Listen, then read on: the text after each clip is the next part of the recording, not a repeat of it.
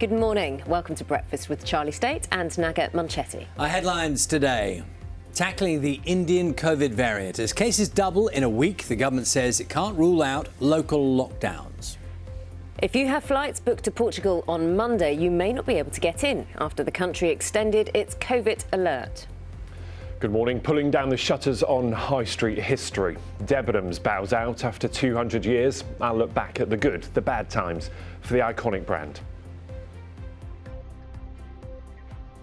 And with foreign travel looking tricky, Blackpool is hoping to welcome more visitors than ever as more of us are likely to holiday in the UK. I'm here at Madame Tussauds, where Tess Daly and the other stars are looking forward to welcoming visitors back through the doors. Claudia having some last-minute hair and makeup checks before the doors open once again. Good morning. The chase is on for the Champions League for Liverpool as they beat Manchester United 4-2 at Old Trafford as the race for the top four intensifies. Plus, fancy playing your part in naming one of the Tower of London's iconic ravens. I'll have details how you can do it, plus I'll have a forecast, which, believe it or not, contains yet more rain. Join me later in the programme.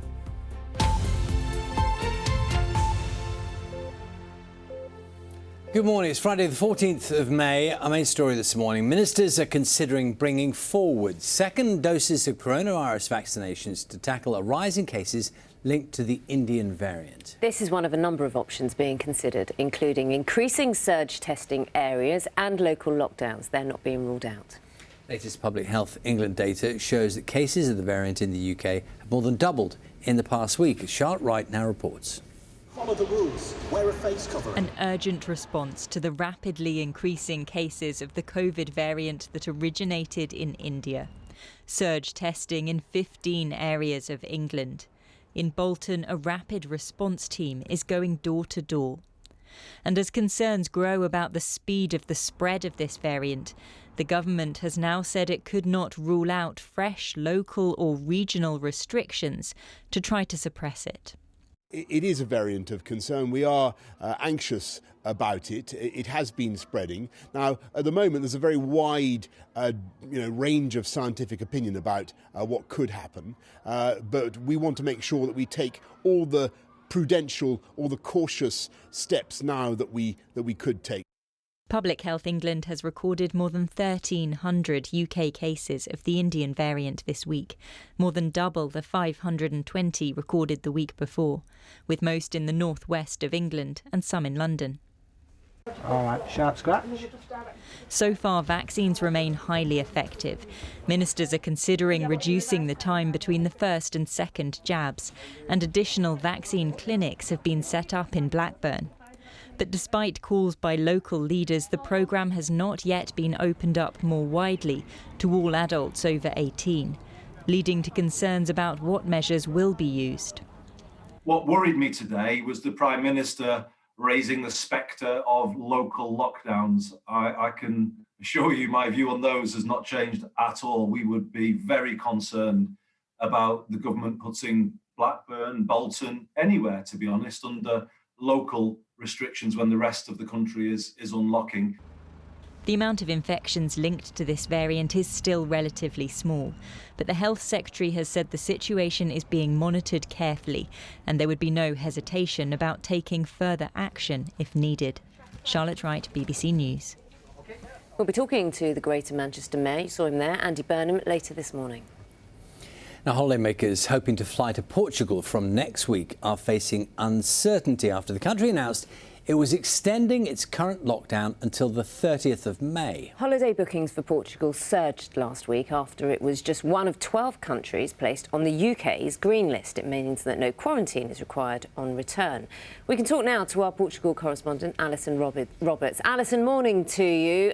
So we're still waiting a final decision, aren't we?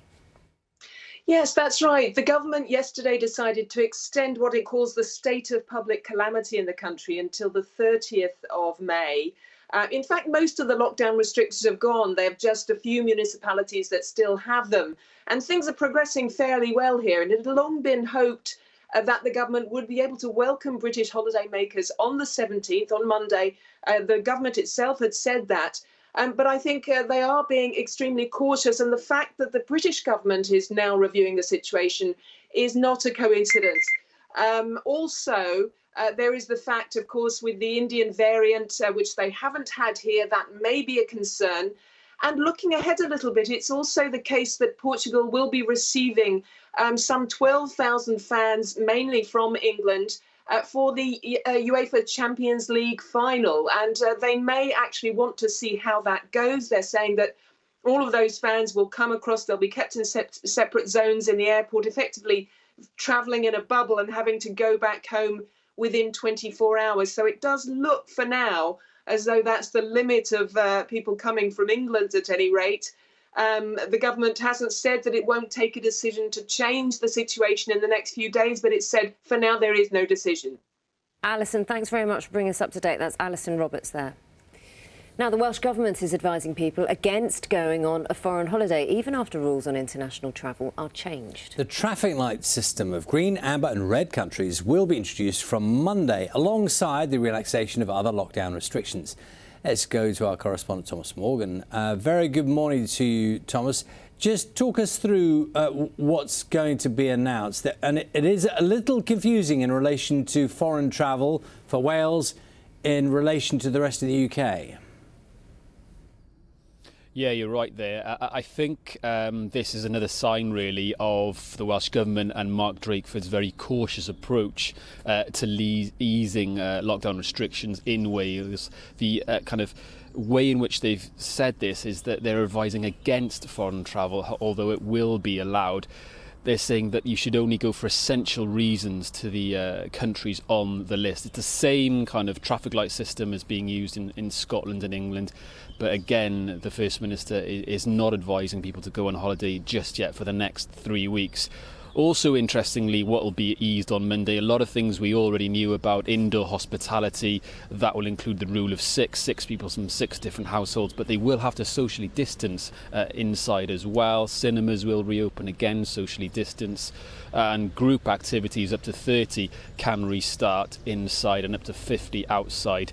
But what's interesting is the level of detail on what will happen in the future. We don't have the detail, as you may have in England, on when social distancing may come to the end. So it'll be interesting to hear later on from the First Minister if he has any plans on that. Thomas, thank you very much. Americans who are fully vaccinated will no longer have to wear masks in most indoor and outdoor settings. President Biden described the advice from public health officials as a great milestone. He had removed his mask in the Oval Office with Republican lawmakers as the guidance was being announced. Israel has moved armed forces to its border with Gaza after a 4th day of intense fighting with Hamas militants. Israel bombarded the Palestinian enclave with artillery fire and airstrikes in response to a barrage of Hamas rockets, as the threat of a ground invasion left many civilians fleeing their homes. Meanwhile, sectarian clashes broke out in cities across Israel amid warnings of civil war. 109 people, including 28 children, have been killed in Gaza. 7 are confirmed dead in Israel. The Democratic Unionist Party, the DUP, will elect a new leader today. 36 of the senior elected representatives of the party will choose between the Stormont Agriculture Minister, Edwin Poots, and the MP for Lagan Valley, Sir Geoffrey Donaldson. The contenders put their names forward to succeed Arlene Foster, who announced her resignation last month. The father of a boy who died after being struck by lightning has revealed his 9-year-old son was an organ donor. Jordan Banks was playing football on a field in Blackpool on Tuesday when a thunderstorm hit. In a Facebook post, his dad, Matt, said his son's kindness has meant that 3 other children may be able to live. He went on to describe Jordan as the most amazing person with the biggest heart.